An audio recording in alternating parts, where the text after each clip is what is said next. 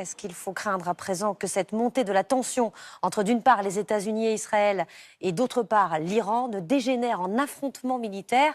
Bonsoir Alban Mikosi. Bonsoir. Est-ce qu'il y a un risque de confrontation, de guerre? Alors, le retrait américain ajoute de la tension, c'est une certitude, mais le conflit, il existe déjà. Il se joue en Syrie. Ces images datent de la nuit dernière.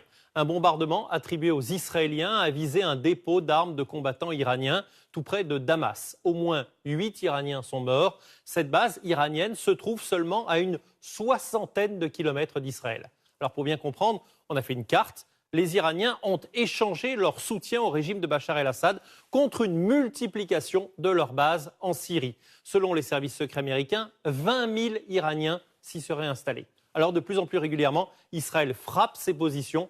En un mois, 3 de ces bases ont été détruites. Parce que la grande crainte des Israéliens, c'est que des missiles modernes iraniens soient installés en Syrie, dotés de vastes rayons d'action, programmés pour frapper des objectifs précis. Ils font courir à Israël un risque que l'État hébreu n'a encore jamais connu. La vérité, c'est que ni Israël, ni l'Iran n'ont intérêt à un conflit armé, mais jamais les risques de guerre n'ont semblé si importants. Merci Alban. Et voilà ce que l'on pouvait dire sur les conséquences du retrait américain de l'accord sur le nucléaire iranien.